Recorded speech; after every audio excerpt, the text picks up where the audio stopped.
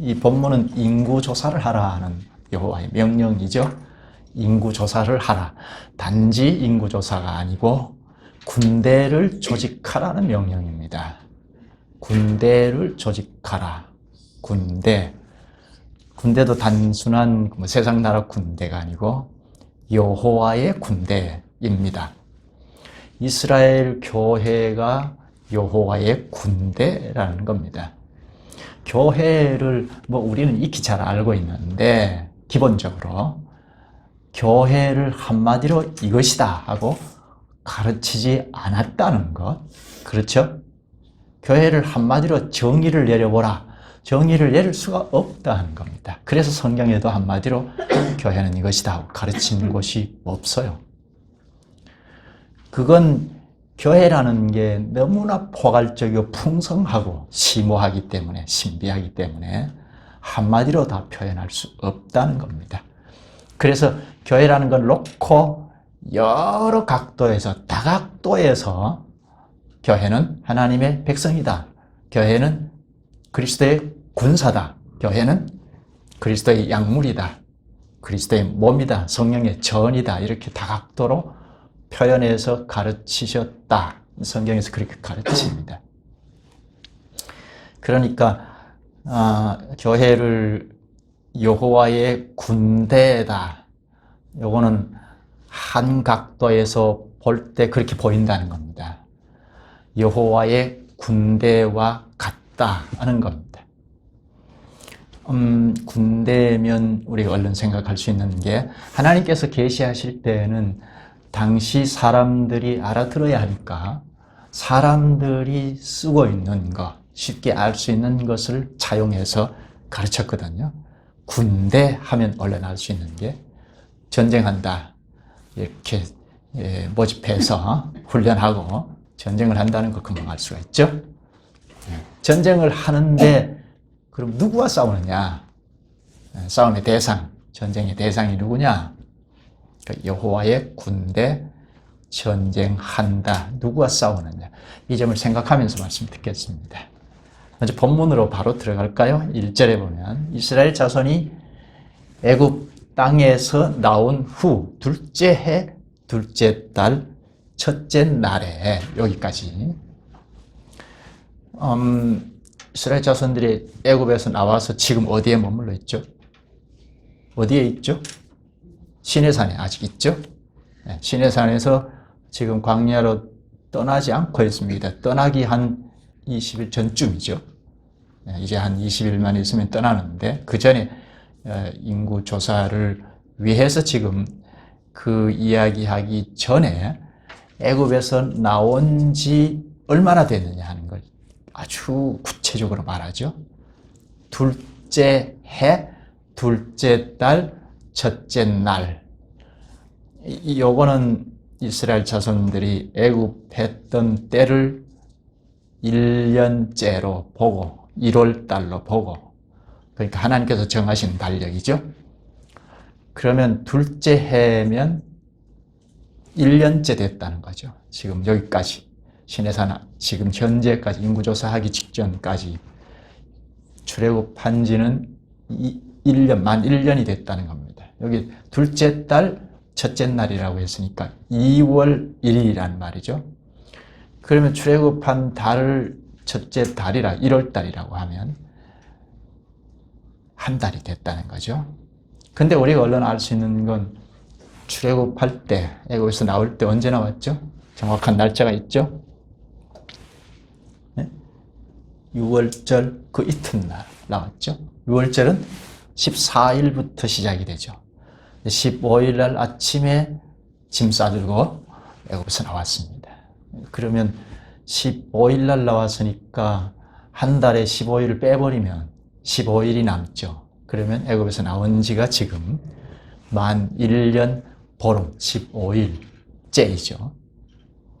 성경을 기록할 때는 하나님께서 계시하신 것을 일일이 다 기록하지 않죠. 우리가 잘 알듯이 축약해서 꼭 필요한 것 선택적으로 기록을 하는데요.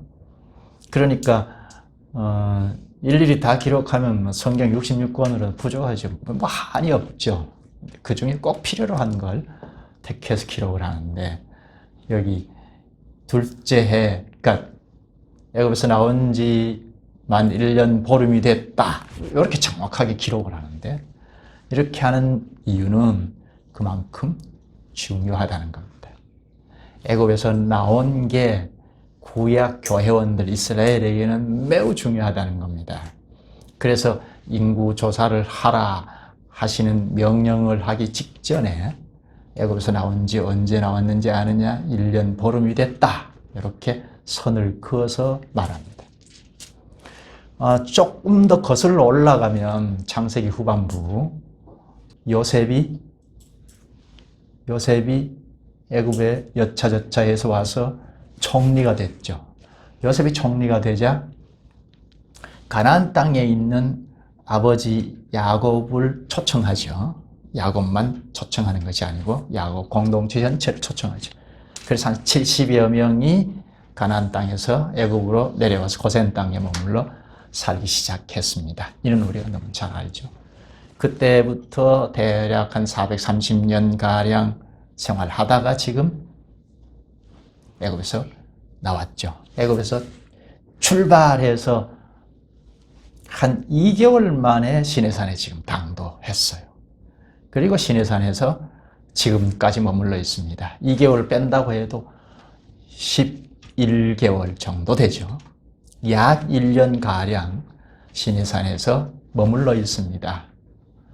아니, 애굽에서 나온 것이 얼마나 중요하고, 그래서 구체적으로 둘째 해, 둘째 달, 첫째 날, 애굽에서 나온 그 날짜 계산까지 해서 가르쳐 주는데요. 이건 이스라엘 교회에는 잊을 수 없는 날이기 때문에, 그건 애굽 노예 생활을 하다가 해방됐다는 것 자체만으로도 엄청난 일이죠. 그런데 하나님께서 기이하신 손길로 구출해 주셨다는, 새로운 세계로 도약해서 가는 그 일이니까 얼마나 감격스러웠겠어요. 이 감격스러운 이스라엘 심정에 충족이 되게 하려면 뭐가 필요합니까? 속히 가나안 땅으로 들어가야죠. 근데 1년가량 붙잡아 두고 있어요. 갈 길을 붙잡고 발목을 잡고 있습니다. 왜 그랬을까요? 하나님께서 시내산 아래로 불러 모으시고 가나안 땅으로 향해 가지를 않고 멈춰 있습니다. 1년 동안. 언제 어떨지 알 수 없는데, 애굽에서 탈출해서 나왔는데 애굽 사람들이 다시 정비해서 쫓아올 수도 있고, 1년 동안 머물러 있다는 것이 위험하기 짝이 없는데 왜 그랬을까요? 여기서 뭘 했습니까? 지금까지 우리가 배웠죠? 뭘 했죠? 하나님께서 율법을 가르치고, 계명을 가르치고, 율법을 가르치고, 그리고 출애굽기 24장에서는 교회를, 언약을 세워서 교회를 정식으로 출범하고, 그리고 성막을 건축하고, 성막에서 예배는 이렇게 드리는 거야 하고 제사법을 가르치고, 절기를 가르치고, 희년까지 가르치고, 지난번에 서원 11조 율법까지 쭉 가르쳤어. 왜 그랬을까요? 그냥 가나안 땅에 쑥 들어가면 안 되나? 안 되니까 그렇죠. 하나님께서 너무나 잘 아시니까. 이 애굽에서 나와서 머물러 있다는 이 자체가 위험 부담을 안고 있어요. 그렇죠? 애굽이 바로가 노예로 계속 다스리고자 하다가 결국은 내보냈지만, 그러니까 이런 언제 어떨지 알 수 없는 이런 위험 부담을 안고 있지만, 하나님께서는 당장 필요로 한 건 가나안 땅으로 들어가는 것이 아니고 가르침 받아야 하겠다 하는 겁니다. 필요했기 때문에. 가나안 땅은 지금 비어 있지 않죠. 그냥 가만히 들어가면 되는 것이 아니죠. 환영할 만한 곳이 아니죠. 원주민들이 있습니다. 특히 이 이스라엘 자손들은 1년 전만 해도 노예로 살던 상황이었죠. 자유가 없던 상황이었죠. 그게 뭐 하루 이틀, 1년, 2년이 아니고, 요셉이 총리로 있을 때 정부가 완전히 왕조가 바뀌어졌죠. 그때부터 이렇게 박해가 시작이 됐는데, 그래서 서서히 노예로, 한번 노예가 되면 뭐 도무지 벗어날 수 없는, 이렇게 대물림되는 그런 생활을 하다가 나왔단 말입니다. 근데 가나안 땅에 쑥 들어간다고 한들 이 사람들이 몸에 깊이 배어 있는 건 뭐예요? 노예 근성, 노예로 살던 거, 이게 관습이 되어 있습니다. 그렇죠? 그리고 보고 듣고 학습이 된 건 애굽적인 상황이에요. 애굽의 문화, 이교적인 상황들, 사상들, 문화, 이런 게 몸에 배어 있는데 가나안 땅에 쑥 들어가면 또 하나의 애국과 같은 세상 나라를 나타낼 수밖에 없는 상황이란 말입니다. 그래서 하나님께서 붙잡아 놓고 하나씩 가르치셨던 겁니다. 가르침 중요하죠. 하나님의 말씀을 가르침받는다는 것이 매우 중요하죠. 세상에서 나고 자라고 세상에 보고 듣고 학습이 되는 것이 사고력을 작용한다는 말입니다. 그러니까 뭘 하자 해서 모아놓으면 그게 신령한 사회가 되는 게 아니고 하나님이 기뻐하시는 사회가 되는 게 아니고 또 하나의 인간의 사회가 될 수밖에 없다는 겁니다. 그래서 이들의 인식을 먼저 개조해야 하니까 그건 뭐 마음을 굳게 먹고 그렇게 해서 되는 것이 아니고 말씀을 체계적으로 가르쳐야 하니까 당장 하나님과 관계에서 이렇게 관계를 맺는 것이다 하고 성막을 지어놓고 성막 안에서 하나님께서 예배부터 가르쳤죠. 예배는 이렇게 하는 것이다 하고 이렇게 해서 의식이 바뀌어지면 점점 하나님의 백성 공동체의 사고력을 가지고 그런 사회를 이룰 수 있겠다는 겁니다. 그래서 천국의 법을 가르쳤습니다. 율법할 때 당시의 하나님 나라의 법이죠. 이게 몸에 배일 수 있게 해야 하죠. 그래서 이 법을 다 가르치고 지금 이제 곧 정비를 해서 광야에서 말씀대로 사느냐 살지 못하느냐 훈련도 하는 그 과정에 있습니다. 이거는 오늘 교회도 똑같죠. 자, 우리 교회 합시다 하고 교회를 이렇게 해서 간판을 붙이면 주님의 교회답다 그렇게 되는 것이 아니고 처음에는 오합지졸일 수 있죠. 저절로 하나님의 교회가 되는 것이 아니죠. 자꾸 가르치고 배워야 하죠. 그래서 목사가 중요하다는 건데요. 체계적으로 쫙 배워야 합니다. 당장 모이면 주님 앞에 모이니까 주님 앞에 예배하는 것이 무엇일까? 어떻게 하는 것일까? 예배 속에 기도, 찬송, 헌금, 설교는 왜 이렇게 절차를 밟아서 절을 해야 하나? 이런 것들을 배워야죠. 이 예배는 교회하고 붙어 있으니까 교회로 연합이 되는 것, 이 교회가 무엇일까? 이쪽 저쪽 배워야 하죠. 자꾸 배워야 주님의 교회답다 하는 그런 사회로 전진해 나갈 수가 있죠. 요거는 마치 우리가 가끔 한 번씩 예를 들었는데 마치 거지로 살던 우리를 왕궁의 왕이 택해서 아들로 양자로 삼으셨어요. 그래서 왕궁에 들어가서 왕자의 옷을 입고 생활합니다. 그러나 생각, 말, 행동이 다 거지이죠. 말하는 것도 거지로, 거짓말, 거지들이 통용하는 말을 쓸 수밖에 없죠. 대본에 뭐 요렇게 안 되죠. 그래서 왕궁의 법도를 가르치고 배워야 점점 왕자답게 생각하고 말하고 행동할 수 있게 되죠. 그것과 똑같습니다. 우리가 세상에 사는데 하나님께서 택하여 하나님 나라에 참여했어요. 그러면 하나님 나라의 법도를 자꾸 가르치고 배워야 하죠. 구약교회가 그러했습니다. 오늘 우리도 그러해야 하는데. 그래서 시내산에 붙잡아 두고 말씀을 체계적으로 가르쳐 주신 것입니다. 이렇게 한 1년가량 이스라엘 회중들을 붙잡아 놓고 가르치신 다음에 인구조사를 하라 명하십니다. 2절에는 남자들을 대상으로 삼았죠. 인구조사의 목적이 무엇일까? 요거는 3절에 구체적으로 말합니다. 이스라엘 중 20세 이상으로 싸움에 나갈 만한 모든 자를 너와 아론은 그 진영별로 계수하되 뭐라고 하죠? 싸움에 나갈 만한 모든 자, 남자. 싸움에 나갈 만한 자. 군대를 조직하는 거죠. 싸움에 나갈 만해야죠. 여기에 무슨 사족을 달 수가 없습니다. 싸움에 나갈 만한 자. 누구와 싸우죠? 이스라엘 교회가 누구와 싸우죠? 이스라엘 교회 행보의 발목을 잡는, 그러니까 하나님의 원수들과 싸우는데 그 궁극적인 대상은 가나안에 있는 원주민들이죠. 거기에 가서 신국을 건설해야 하니까 그 원주민들과 싸워서 물리쳐야 합니다. 이때는 우리가 경영 방식이 다르다고 했잖아요. 구약 때는 하나님의 원수들과 싸우는데 여기 그 가나안 땅에 있는 나라들이에요. 족속들이에요. 실제로 국가와 전쟁을 하는데 그건 당시 가나안 족속들이 다 하나님의 심판을 받아서 쓸어버려야 하는 상황에 처해 있었습니다. 죄악이 꽉 차 있었던 겁니다.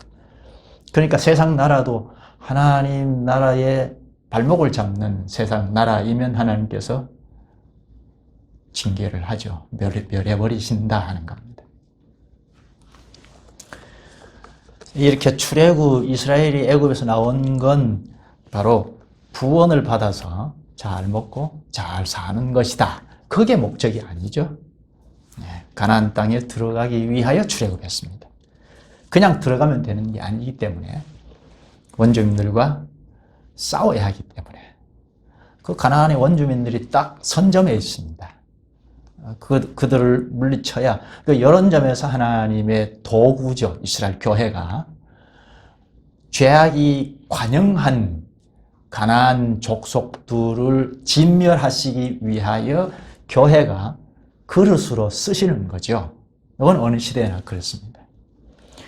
반신국적인 세력, 그러니까 세상 나라를 그렇게 단정하면 안 되고 세상 나라도 하나님의 일반 은총 하에 있을 때는 교회가 세상 나라를 향해서 싸우는 것은 옳지 않아요. 다만 하나님의 교회가 전진하는데 반대되는, 그러니까 죄악의 세력이죠. 죄악의 세력을 향해서 하나님께서 진멸을 하시는데 교회가 그릇이라는 겁니다. 진멸하는 막대기라는 거죠. 가나안 땅에 들어가기 위하여 출애굽을 했다 하는 겁니다. 가나안 땅에 들어가려면 싸워야 하니까 군대를 조직해야 하겠다. 그리고 이제 한 20일 후에는 광야로 나가는데 이제 군대로 조직했으니까 훈련이 필요해서 광야로 나갑니다. 그게 민수기에서 가르치는 거죠. 46절에 보면 군인만 60만 3,550명이라고 하는데요. 여기에 여성, 아이들, 노약자들 다 포함을 하면 적어도 200만 이상, 300만 그쯤 될 겁니다. 그러면 250만이라고 해도 이게 보통 숫자가 아니죠. 이 숫자가 이렇게 저렇게 움직일 때 조직적으로 움직여야 하죠. 그러니까 군대 조직이 필요한 거죠. 기동력을 가진 군대가 필요했던 겁니다. 그러니까 여기에 인구조사하는 건 교회, 그러니까 가나안 땅에 들어가서 교회를 세우는 기초작업이라 할 수 있습니다. 그 다음에 어떤 자를 군인으로 모집하나, 군인의 자격, 앞에서 말한 것처럼 20세 이상으로 싸움에 나갈 만한 20세 이상 남자, 그리고 싸울 수 있어야 하겠다. 요 문장, 20세 이상 싸움에 나갈 만한 요 문장이 1장에 무려 14번이나 반복이 됩니다. 한마디로 싸울 수 있어야 하겠다. 군인다워야 하겠다는 거죠. 여기에 예외가 없습니다. 하나님의 일은 그냥 열심으로 되는 것이 아니고 하나님께서 원하시는 그 요구에 부합해야 하겠다는 거죠. 여기는 20세 이상 싸움에 나갈 만한 자여야 하겠다. 근데 여기 앞에서 우리가 읽었지만 레위인은 제외가 되죠. 레위 지파들은 제외가 됩니다. 왜죠? 성소와 관련해서 전무하기 때문에 군인으로는 제외가 됐습니다. 성막 생활을 했으니까 성막이 움직일 때마다 레위 지파들이 이걸 봉사했어요. 성막을 옮길 때, 설치할 때 다 레위 지파들이 했어요. 그래서 군인으로 포함이 되지는 않았다 하는 겁니다. 20세 이상 남자, 체격과 체력을 겸비한 자여야 하겠다. 이 문장을 보면 그렇죠. 20세 이상 싸움에 나갈 만한 자라고 하는 걸 보면 신명기 20장 8절에 보면 두려워서 마음이 허약한 자가 있느냐? 그는 집으로 돌아갈지니. 군인으로 발탁이 됐다 하더라도 두려워서 마음이 허약한 자. 이 말은 두려워서 마음이 허약한 자. 이 말은 뭐죠? 우리가 앞에서도 배웠는데 요 군대들은 이스라엘 교회가 군대라고 할 때는 그 앞장서서 그러니까 전쟁터에 나가더라도 전면에 서는 분이 여호와 하나님이시거든요. 그러니까 두려워서 마음이 허약하다는 건 여호와 하나님을 믿지 못한다는 거죠. 믿지 못한다는 건 믿음이라는 건 하나님을 아느냐 모르느냐 그 문제이죠. 여호와 하나님이 우리 군사의 전면에서 싸우시는 분이다. 이걸 이제 모른다는 거죠. 이런 자들은 이제 집으로 돌아가라. 군인의 자격이 없다 한 겁니다. 이스라엘은 당시 여호와의 군대였다. 교회인데 여러 각도에서 한 각도가 여호와의 군대이다. 그런데 여호와의 군대란 말은 여기서 지금 쓴 것이 아니고 처음 쓴 것이 아니고 이미 애굽에서 나올 때 군대라고 했어요. 출애굽기 12장 17절에 보면 너희는 무교절을 지키라. 이 날에 내가 너희 군대를 애굽 땅에서 인도하여 내었음이니라. 이스라엘 군대라고 합니다. 하나님께서 내가 너희 군대를 애굽 땅에서 인도하여 냈다. 이 사람들이 노예 노릇하다가 나왔잖아요. 근데 내가 너희 노예들을 구출했다. 그렇게 말하지 않고 이스라엘 군대라고 했습니다. 여호와께서 소집을 했으니까 여호와의 군대이죠. 여호와의 군대가 누구냐 하는 것을 말하고 있습니다. 여호와께서 구출한 대상자들이 군대이다 하는 겁니다. 그럼 결정적으로 당시에 여호와의 군대는 누구죠? 유월절을 지킨 자들이죠. 14일 밤에 저녁에 대속 희생제사가 될 어린 양을 죽여서 그 피를 임방 좌우 문설주에 바른 가정들은 다 멸하지 않고 넘어갔죠. 그렇게 유월절을 하나님께서 가르치신 대로 지킨 자들이 출애굽했죠. 그러니까 유월절 지킨 자들이 진짜 여호와의 군대였던 거죠. 이스라엘 자손이라 하더라도 나는 여기가 좋아, 좋은 문화권에서 살고 싶어 했던 사람들, 유월절 지키지 않았던 사람들은 거기 애굽에 머물러 있었죠. 근데 애굽 사람이라도 요 말씀을 중요하게 생각하고 유월절을 지킨 자들은 같이 출애굽했죠. 여호와의 명령에 순종한 자들이 여호와의 군대이다. 출애굽할 때는 군대로 소집할 목적이 있잖아요. 출애굽할 때 군인은 다 전쟁하기 위함인데 이 군대라는 말을 쓸 때 너희들을 내가 구했다 이렇게 말씀하지 않고 군대를 내가 인도해냈다 하셨는데 벌써 여기에서부터 누구와 싸우는 군인이다 했던 거죠. 그건 뭐 여기서도 말할 것 없이 가나안 원주민들을 놓고 한 말이죠. 가나안 민족과 싸우라고 모집하셨다는 겁니다. 출애굽할 때 모습을 보면 얼른 알 수 있는데요. 출애굽할 때 이스라엘 자손들이 어떻게 나왔죠? 너희들이 겨우 탈출한 것 그렇게 나왔나요? 그렇지 않잖아요. 너의 모습은 온데간데 없어요. 당당하게 나왔죠. 그리고 애굽 사람들은 속히 나가라고 하면서 폐물, 귀중품들 다 내어줬어요. 그걸 가지고 당당하게 뭐 도망치듯이 나온 게 아니라 군인들처럼 당당하게 나왔어요. 노예가 나왔다는 건 적용이 될 수가 없을 정도로. 그러니까 출애굽할 때 이미 노예였는데 군인의 모습처럼 당당하게 나왔어요. 하나님께서 구출해 내는 자들은 다 군대이다 하는 걸 가르칩니다. 여호와의 군대이니까 총사령관은 여호와이죠. 방금 읽은 출애굽기 12장 17절에 내가 너희 군대를 애굽 땅에서 인도하여 내었음이니라. 바로의 종들을 인도해냈다고 하는 게 아니고 내가 너희 군대를 애굽에서 인도해냈다 합니다. 여기 강조점이 내가이죠.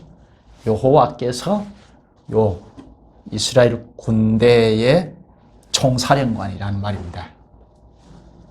너의 집단을 구출한 정도가 아니고 여호와의 군대가 출애굽한 겁니다. 하나님의 원수인 가나안을 정복하기 위하여. 물론 현실적으로는 한치 앞을 내다볼 수 없는 노예 노릇을 반복했습니다. 바로 정권 휘하에서 바로에게 철저히 순종하고 나가도 죽음입니다. 불순종하면 죽음이고 죽음의 길로 갈 수밖에 없는, 그래서 하루하루 연명하듯이 할 수밖에 없는 인간으로 존재할 가치가 없는 삶을 계속 연이어서 했습니다. 앞을 볼 수가 없었습니다. 그런 데서 구출을 받았으니까 노예 상태에서 해방을 받았다 할 수 있잖아요. 그런데 하나님께서는 내가 너희 군대를 애굽 땅에서 인도하여 내었다 하십니다. 하나님께서 구원하신 대상은, 교회는 여호와의 군대입니다. 그러면 교회는, 구원받은 교회 공동체는 여호와의 신하들이죠. 신하들이니까 그 측면에서는 여호와께서 명령하시는 걸 다 순종하는, 이렇게 애굽에서 나올 때 이스라엘 자손들이 다 그걸 보고 나왔죠. 스스로들이 경험을 하고 나왔습니다.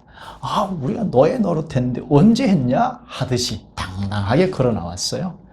그리고 여호와께서 전면에서 애굽 사람들을 다 멸하는, 장자들 첫 열매, 첫 것은 다 심판하는 그런 걸 직접 보고, 그리고 당당하게 모든 폐물, 귀중품을 다 갖고 나오는데 금, 은, 동 이걸 갖고 나와서 성막을 지었잖아요.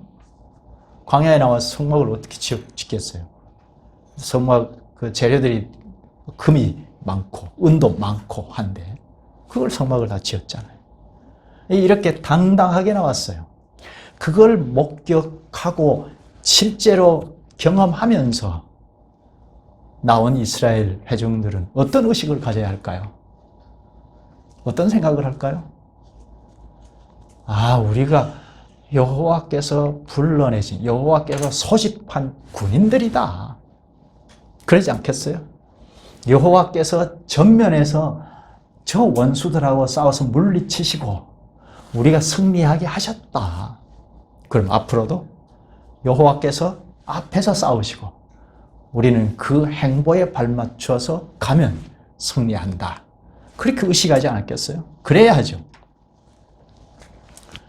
그런데 여호와께서 뒤로 살짝 제쳐놓으면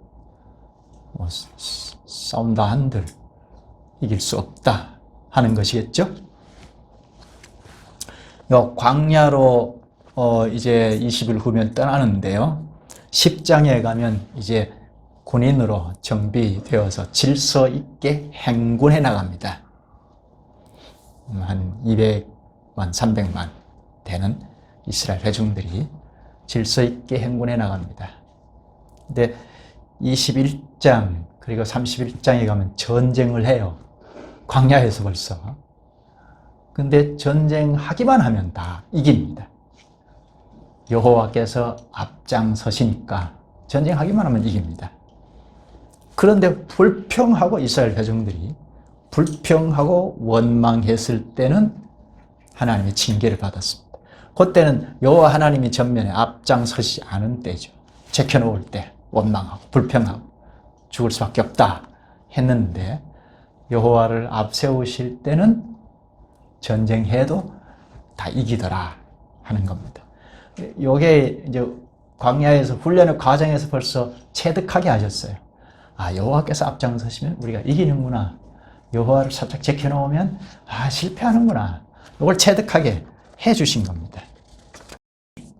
여호와는 말씀으로 계시니까 여호와께서 말씀하시는 것을 앞세우면 분명히 이긴다 하는 겁니다.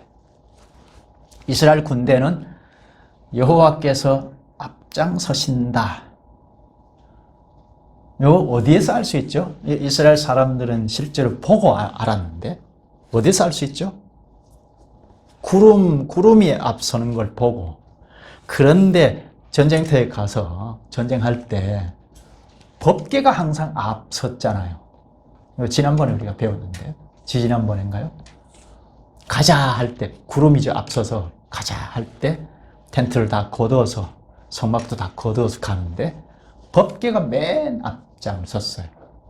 법궤는 뭐죠? 언약궤? 하나님께서 임재해 계시는 거죠.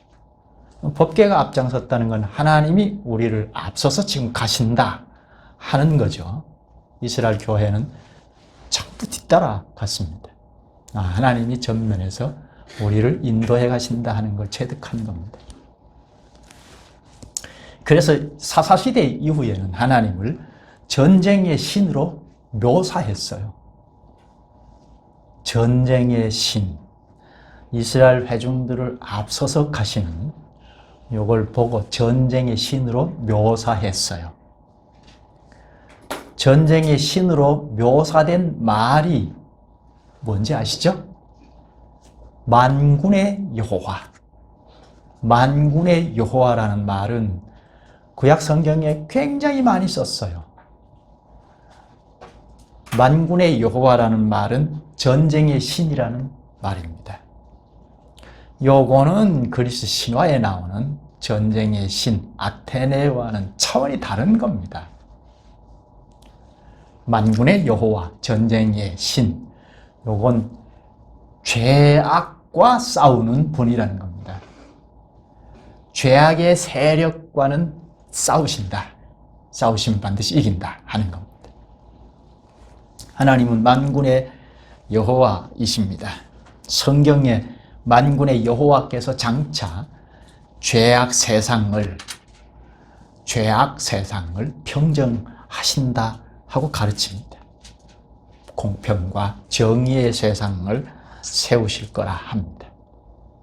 장차 곧 이제 주님이 오시면 그렇죠. 이제 그리스도께서 오신 이후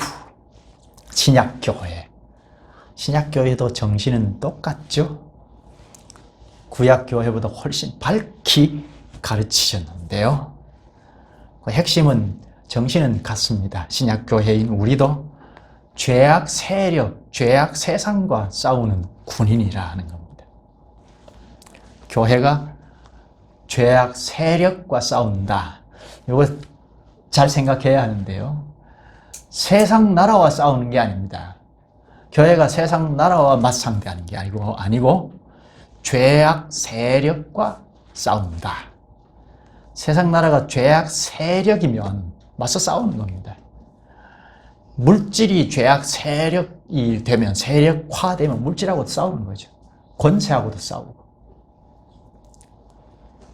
이스라엘을 지휘하신 하나님은 오늘 교회를 지휘하십니다. 교회를 누가 지휘하죠? 누가 진두 지휘하죠? 목사가? 장로가? 하나님께서 진두 지휘합니다. 어떻게 지휘하시죠? 하나님께서 어떻게 다스리고 지휘하시죠? 말씀과 성령으로. 성령 하나님께서 우리와 함께 하시면서 말씀을 깨우치셔서 이렇게 저렇게 하고 지휘하십니다. 그러니까 교회가 말씀과 성령의 지시를 받지 않으면 교회는 허상이에요. 종교단체가 되어버리죠. 말씀과 성령의 지시를 받고 가면 그게 진짜 교회가 되죠. 여호와의 군대, 오늘 본문에서 여호와의 군대라고 할 때 사명이 뭐라고 했죠? 앞에서 사명은 죄악 세력과 싸운다.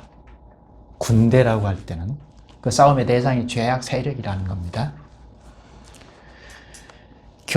첫째는 교회 안에 죄악 세력이 들어오지 못하게 하는, 이게 굉장히 중요하고, 그리고 죄악 세력에 맞서 있으니까 교회가 그걸 늘 향해서 늘 정비하고 늘 무장하고 해야겠다 하는 겁니다. 그러니까 이 일 외에 주변적인 데 힘을 소모하는 것은 옳지 않죠. 교회가 주변적인 일에 많이 힘을 소모할 수가 있는데 그건 옳지 않겠다 하는 겁니다. 죄악이 하나님 원수이잖아요. 죄악이 하나님의 원수이니까 하나님이 앞장서신다. 하나님께서 원수를 물리치시니까 하나님이 앞서신다는 거 꼭 생각해야죠. 교회가 전면에 전쟁터에 나가서 전면에서 막 싸우는 게 아니고 진두 지휘하실 분은 여호와 하나님이신데 하나님께서 교회 앞에서 전쟁하는 전면에서 싸우신다. 교회인 우리는 그릇이죠. 거기에 신하로 이렇게 저렇게 쓰이는 겁니다. 하나님과 함께 하는 교회는 사명이 죄악 세력과 싸우는 것이고, 이런 하나님의 군사들인 이 사실을 세상에도 널리 전해서 그리스도를 믿게 하는, 이게 교회의 사명이죠. 따라서 교회는 한마디로 말하면 그리스도를 기쁘게 하는 군인입니다. 성경에도 말했는데요. 디모데후서 2장 4절에 보면 군사로 복무하는 자는 자기 생활에 얽매이는 자가 하나도 없나니 이는 군사로 모집한 자를 기쁘게 하려 함이라.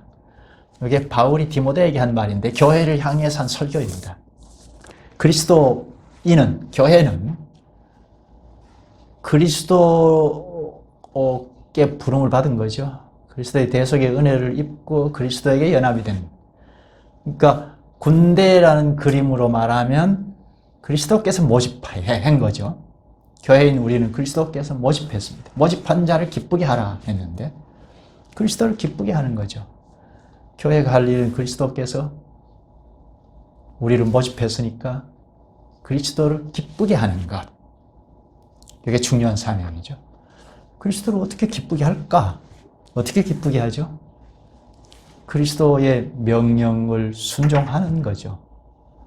구약 교회가 군대라고 할 때는 여호와의 명령에 순종하는, 여호와를 앞세워서 여호와께서 하신 명령을 순종하는, 이럴 땐 전쟁해도 이기더라 하는 것처럼 교회는 그리스도를 앞세워서 그리스도께서 이렇게 하자 저렇게 하자 하는 명령을 순종하는, 이렇게 교회 행동 원리가 요겁니다. 교회는 어떤 행동 원리를 갖느냐? 그리스도께서 하신 말씀을 순종하더라는 겁니다. 그러면 그리스도께서 기뻐하시더라 하는 겁니다. 이후의 말씀을 다음에 좀 연결해서 생각하죠. 기도하시죠. 걸어가신 하나님, 하나님께서 그리스도의 군사로 저희들을 불러주셨사옵니다. 그리스도께서 저희들을 좋은 군사로 만드시고자 말씀과 성령으로 다스리고 이끄시옵나이다. 이 세상에서 마귀의 손 아래에서 하나님의 원수가 되어 끊임없이 어둠의 길을 걸어갈 수밖에 없는 저희를 구출하신 건 어둠에서 벗어나지 못하고 방황하라고 하심이 아닌 줄 잘 아옵나이다.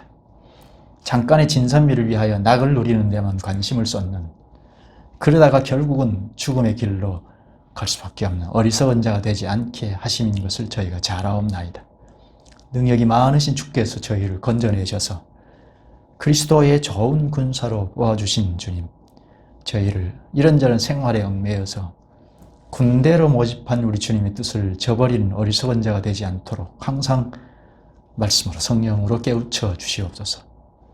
그리스도의 말씀이 우리의 유일한 무기인 것을 절실히 인식하며 전면에서 싸우시는 여호와 또는 그리스도의 그 뒤를 끝까지 따르게 하시옵소서. 이 세상의 어떤 난관도 그리스도의 말씀으로 다 물리치고 성령을 의지하며 영광의 나라로 전진할 수 있게 하시옵소서. 예수님의 이름으로 기도하옵나이다. 아멘.